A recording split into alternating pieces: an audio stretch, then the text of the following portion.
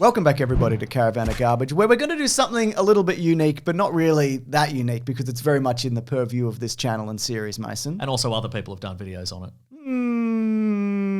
Maybe. Maybe better? Who knows? That's not for us to say, but yes. Absolutely, yes. So what we're going to be looking at is a series of movies which are based on older comic strips. They're kind of pulp. We were trying to kind of pinpoint what it is about this particular set of movies. Like under what umbrella Yeah. they fit under. They're characters that all sort of debuted around the 30s, except for one of them, which Yeah. is modern, but they have the sheen of being an old school character. Some of them are comic strip characters. Some of them are like radio play characters. Yeah. But we came to the conclusion, well, you thought of this, that you just know it when you see it. And you're not interested in watching it, primarily. You're like, I don't know. It's kind of like a thing that I like. Yeah. It's kind of like Spider-Man, but not as good as Spider-Man. Yeah, exactly. But anyway, we're going to watch them so you don't have to. That's right. That's our catchphrase. That's ours. Yep.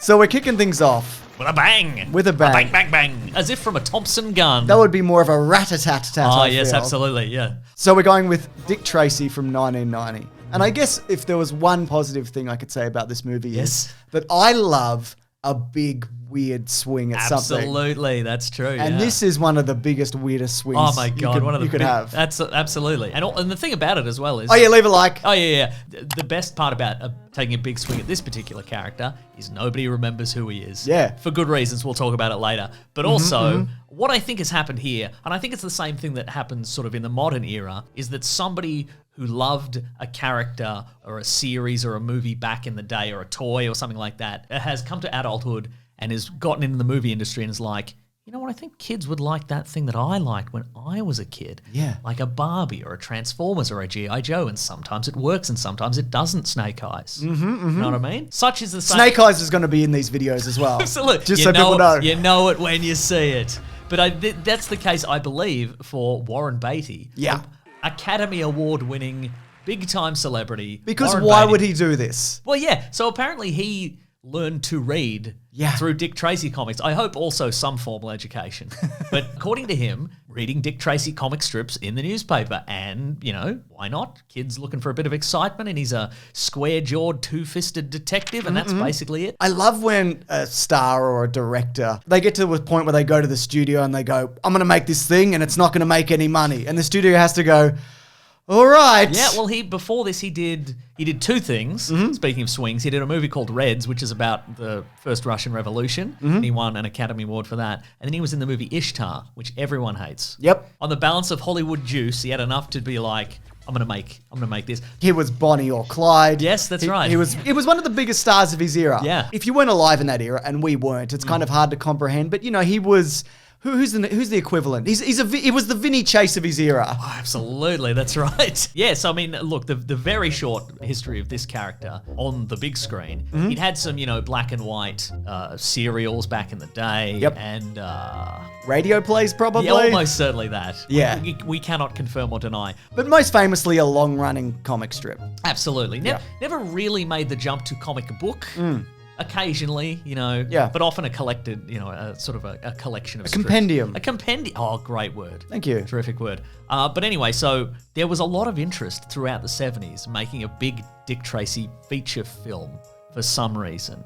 And a lot of the time, Warren Beatty was sort of on a lock to star in that. So various movie studios bought the rights from Tribune, publisher of the comic strips, and attempted to make various Dick Tracy movies, and they all fell through for various reasons. At one point, I think Chester Gould, who created Dick Tracy, was like, I demand full creative control on this, and they're like, absolutely not, we're canning this one.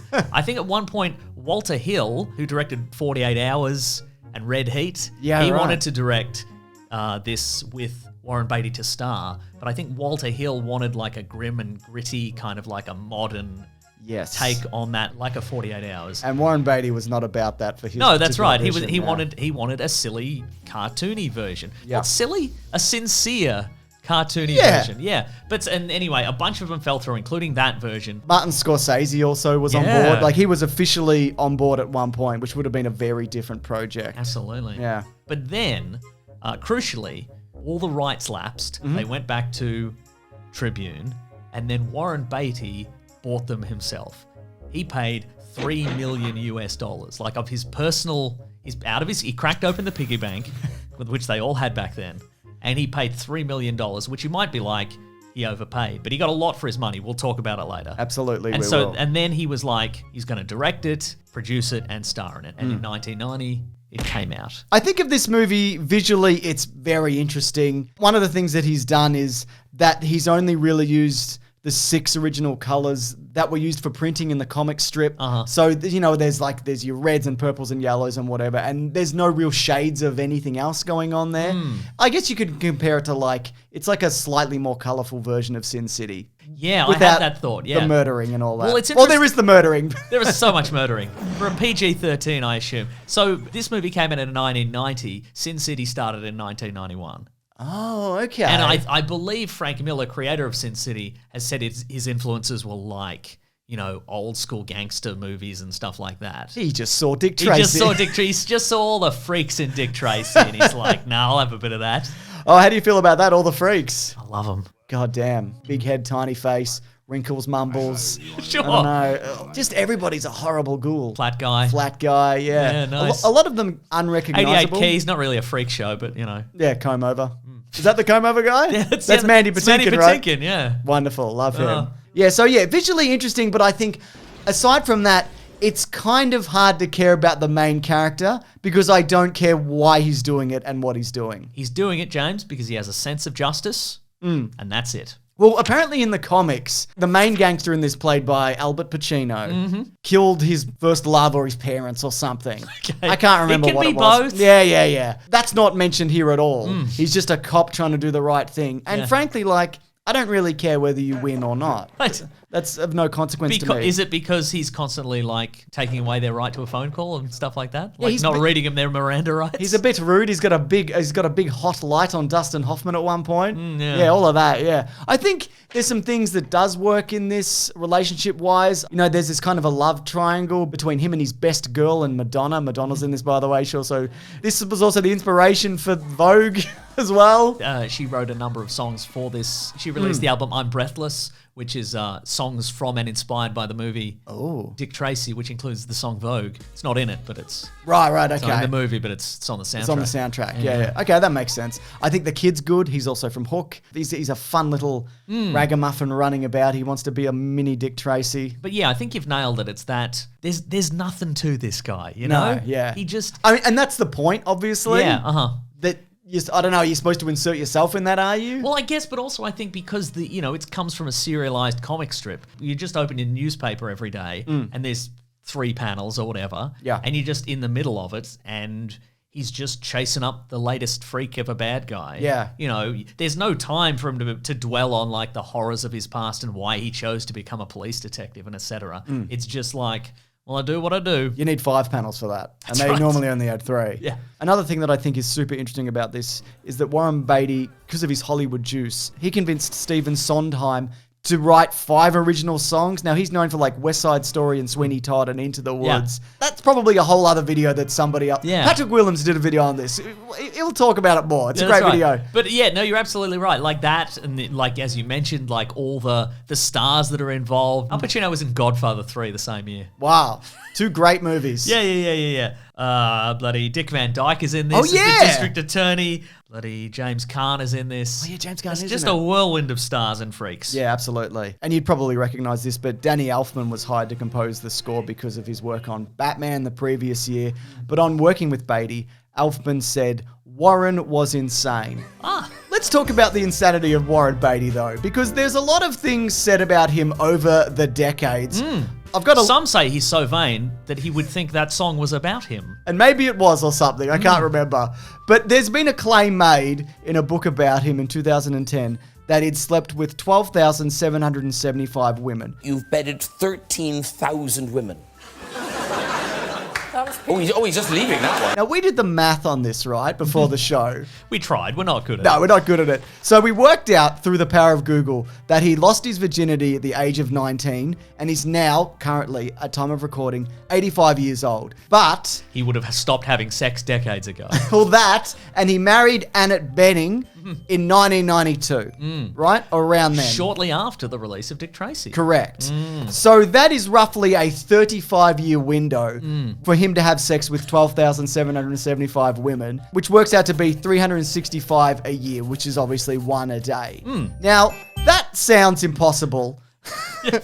And unlikely. Warren Beatty himself has said of this, that would mean not just that there were multiple people a day, but there was no repetition. He also didn't deny sleeping around during his heyday. Look, I never misled anybody, and I'm a nice guy. There you go. Official quote. That is so true. Here's some other things about Warren Beatty. Okay. Gene Hackman turned down the role of Lips Manless because he couldn't bear being directed by Warren Beatty again after his experience on Reds. Sean Young was originally cast as Tess Trueheart. That would work. Yeah, she was nearly Catwoman as well and a bunch of other things, but was fired after a few days of filming by Warren Beatty. Afterwards, Young publicly accused Beatty of firing her because she wouldn't sleep with him, but Deborah Ruff, Charlie Corsmo's mum, who is the kid, later disputed this, saying, the rumor was that she'd become too demanding. They just decided not to put up with that. Beatty also issued a statement saying, I made a mistake casting her in the part, and I felt very badly about it. Wow. He was also dating Madonna at the time. Madonna and Warren Beatty, they met around the filming of this. Apparently he proposed... Probably on set. Probably, yeah. If not before. They might have met the day before. Apparently he proposed to her and she stalled on the question of marriage, so he ended their romance and claimed what he'd given her was actually a friendship ring. But also, that's what happens in the movie. It is, yeah. Nobody can commit to getting married in this movie. Nobody's doing it, yeah. So there's a lot of that going on behind the scenes, you know? Look, some people will bring facts or thematic observations. Or math. But we will bring just unsubstantiated rumors and half-remembered quotes. And I think that's important. Definitely, yeah. So there's this character called No Face in it, by the way, or something. The blank. Blank face, no face man with no face, who's killing all the mobsters and seemingly manipulating Dick Tracy and gets him in jail, but he gets out, whatever. And then at the end, it's like, who is this? It's Madonna. It was Madonna's character. Spoiler alert, obviously. So that's the ending. And that's not before there's a scene where Warren Beatty just tears into a street and machine guns probably 50 people. Oh my God. And just the combat tactics in that man's mind, which is just stand in the middle of the street with a Tommy gun and just slowly turn around. Does he reload? It's a comic strip. Yeah. Doesn't really matter, does it? But yeah, I just feel like everything around this movie, and this is obviously reflected in this video, is way more interesting than the movie itself. I think so too. I mean, there's some standout little bits. There's a moment where there's a food montage. There is a food montage. There's a moment where Dick Tracy has to rescue a character from being given like the cement straitjacket method of death. And he does that by replacing the guy with himself in the cement mixer. And so he just emerges covered in cement. You could just hit around the corner, mate. Yeah, what were pretty you thinking? good. As a fan of the comic strip, Warren Beatty apparently wanted to use pretty much every character that he possibly could in this. Okay. In case he never got a chance to make a sequel. But then he just knocked most of them off. Yes, but in case he never made a sequel. Well, what if he did? He'd have to bring him back from the dead. Or use Flat Top Jr. Well, let's talk about sequels. Okay. Or more specifically, the future of this franchise. Because this was supposed to be like, the Batmans or whatever. Well, that's true. A lot of people have said of this movie, it's just and I think, because the timelines get muddled, the further we go into the future. A lot of people have said, this was just to capitalize on the success of Tim Burton's Batman. They were pretty much in production. It's a little close, yeah. They were too close. I think they were in production. You mentioned Danny Elfman earlier. I think they were... There's definitely an overlap. Yeah, but I think they were too close in production. I think what did happen, though, certainly, is they saw the massive success of Batman. Yes. Executives saw it in the previous year and went, this will do huge numbers because we don't understand the difference because they can't tell. We're in the future and we can tell. We know already. At time of recording, it's been more than 3 decades since Dick Tracy 1990. And I don't know if you've noticed this, James, but there's been kind of a boom in like comic character to movie adaptation since then. You noticed that? Have you felt that? Yeah, I felt that in your waters? I saw Blade Trinity. Oh, yeah. It's the one. It was pretty good. That's right. Even your fellow comic strip stalwarts like Flash Gordon and the Phantom got TV series reboots on the Sci-Fi Channel. Yeah. So it's weird that, the Batman has had literally 1 million sequels since then. Why no Dick Tracy thing? You'd think anybody with any financial sense would see which way the wind was blowing, in the last decade or so and just gone, let's knock it out here. Tribune, owners of the Dick Tracy comic strip, surely would be jumping on the bandwagon if there's Absolutely. money to be made. And just to jump ahead, we normally do this closer to the end, but the budget of this was $46 million. It did blow out, and the box office return was $162.7 million. So it was a hit, like a moderate hit. Yeah. It didn't do as well as Batman, but it did enough to warrant a sequel. To warrant a sequel. Oh, good night, everyone. No, we have you've to got keep things going. to say. I do have I can things to see say. your notes. That's true. Just read them. Just read them. All right, Just fine, read fine, them fine. quickly. Okay, just burn through them. We'll get Siri to read them. Yeah, so you would think that the Tribune, upon getting the rights back after this movie was made, you would think they'd just make another Dick Tracy movie or something. A TV series, anything. Yeah. You know. A Saturday morning kids cartoon. But they didn't.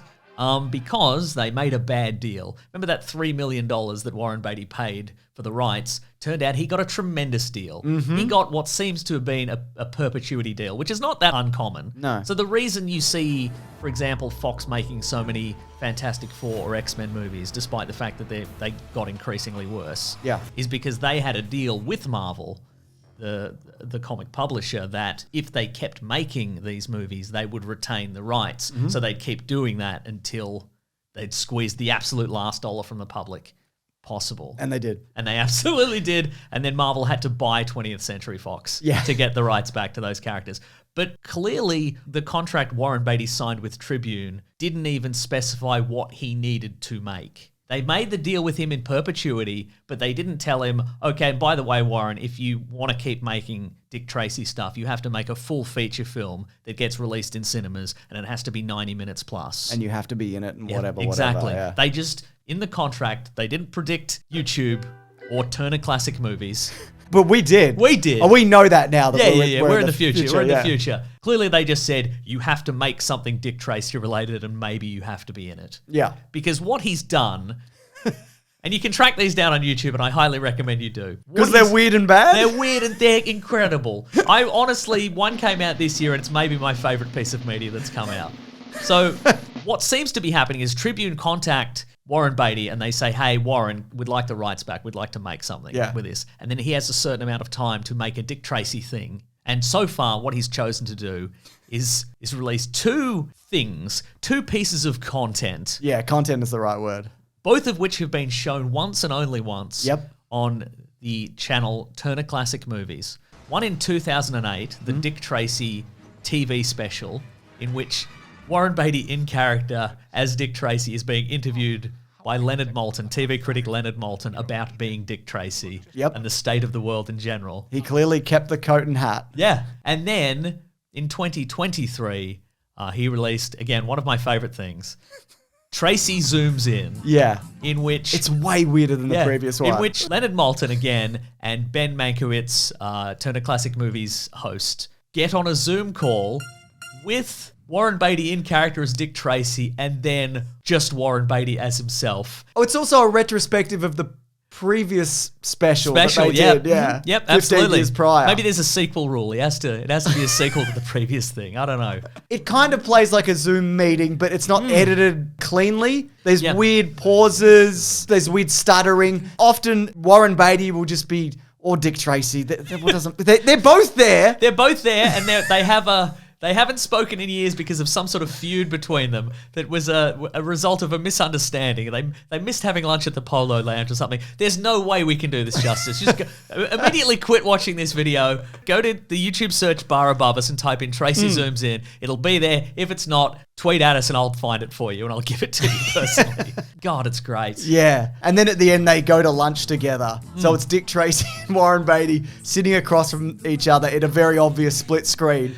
And they're supposed to be having a conversation, but they're just both talking at the same time. It's great. Yeah. Really bizarre. Oh my God. And look, again, there'd be so many options these days. Like if, a man so vain, he probably thought the song was about him. He probably thought that. He keeps claiming that he's going to make a sequel to this. He's going to produce something, but he's just made these weird specials. And I think at this point, there's so many options. You could do grim and gritty. You could do a modern reboot. You could do young and sexy. Oh, yeah. You could do it straight-laced. You could do a comedy. You could do a prequel where Tracy's just a guy in a regular suit and tie, and at the end, the police chief's like, you did good, kid. Pick a trench coat and hat from our wardrobe of weird color options. And he goes, I think I'll choose a weird shade of yellow. Credits. Tracy. Yeah. Because the movie would be called Tracy. Yeah. Here's my take on this. Yeah. And I don't claim to know the man. You know. Really? Is Yeah, that that's something right. that you've previously claimed? I don't have time. He's too busy sleeping with women. You can't get a hold of him on the phone. But I feel like maybe if he made another one and it was bad, people would go, oh, why do you hang on to this license for so long? It's bad. It's worse than the last one. Yeah. But if he lets the rights lapse, somebody else takes it and makes a movie and it's really good, then he's going to look like a guy who hung on to this license for way too long. Like, why didn't you let somebody else have it, kind of thing? Yeah. But if he just makes the one, and he always claims that he's going to make a new thing, then nobody else gets a chance to show him up. And then he dies and he doesn't know what happens after. That's true. Brilliant. Yeah. Anyways, it's time for Dick Trivia. Nice. It's a trivia segment. Don't Google that, by the way. No, don't do it. Makeup designer John Caglione Jr.'s final design for Big Boy Caprice matches the intended design conceived by Al Pacino, and since then, he's become Pacino's personal makeup man in all of his films. I would just love to see, you know how Al Pacino kind of got stuck in Scent of a Woman? Like that kind of performance? Yeah. Yeah. I would love to see like that Big Boy Caprice look carry over into like Heat and Scent of a Woman and Glenn Ross, God, yeah. Christopher Nolan's Insomnia. Oh, my God. Oh, speaking of, look, again, I don't know the man, and I can't get him on the phone. If I could get him on the phone, I'd be like, Warren Beatty, here's a few options for you. How about this? The Irishman-style reboot. They could de-age you. Absolutely. You do a modern thing and they could de-age you digitally. Or, how about this? What about a Telltale game? Are you going to go and explain to him a Telltale game, No, are you? his grandkids can do it. Okay. God, duh. Producers apparently lobbied former President Ronald Reagan to play the role of Pruneface, but this was nixed by Warren Beatty. Warren Beatty is openly political, fairly left-leaning, my That's understanding. right. He's one of those Hollywood liberals. That's right. And I think Reagan was in the depths of dementia at that point. I'm pretty confident as well, right? Being brought on set would probably knock him off at that point, I reckon. Definitely, yeah.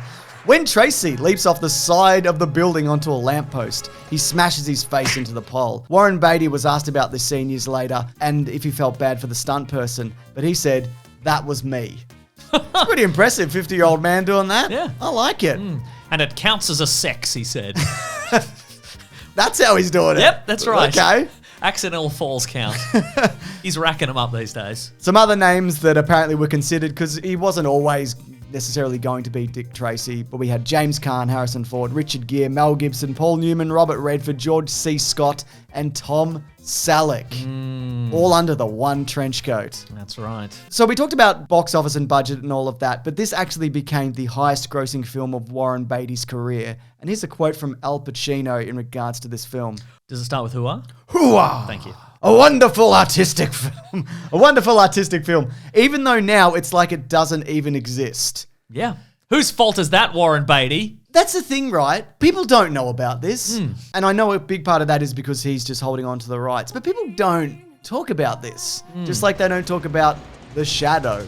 Just like they don't talk about other movies we'll probably talk about. Yeah. What is it about this, that the movie in itself, that is so kind of like, who cares? I mean, look, as much as I want to say, okay, well, the thing about comic book movies and superhero movies that makes them successful is that they have heart, and they have, the good ones, they have heart, and they have, they have themes and so on and so forth. I think the thing about a lot of comic book movies is they have cool as hell gadgets and cars and stuff. Got that watch? Yes, he's got that watch.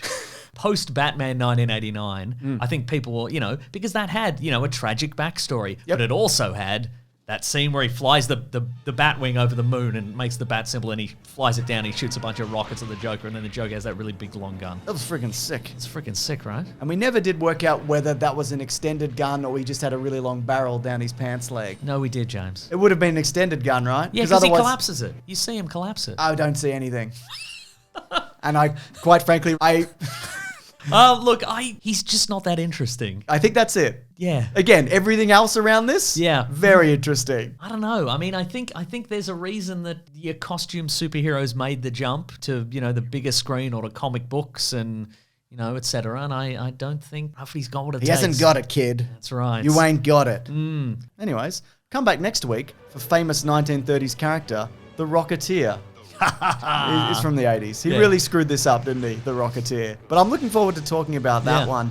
And if you do want to see that early, you can actually head over to bigsandwich.co where these videos always go up early, don't they? That's right. That's not the only thing that goes up there. We also do video game Let's Plays. We also do movie commentaries. We also do bonus podcasts. Our podcast, The Weekly Planet, where we talk movies and comics and TV shows, that comes out there Sunday as opposed to Monday, or you can just check that out on its own YouTube channel, Spotify, Apple, or whatever, etc. Yeah. Final thoughts on Dick Tracy? I didn't love it. Yeah, I wanted to love it. Yeah. Yeah. I liked it when all those guys got shot. That was cool. I thought Breathless Mahoney, too horny. Yeah? Yeah, dial it back, lady. Yeah? Just settle down. Settle down. Now, remember, you're in a PG-13 movie. Okay. All right, thanks, everyone. Grab that gem, you guys. We'll see you next week. Bye. Bye.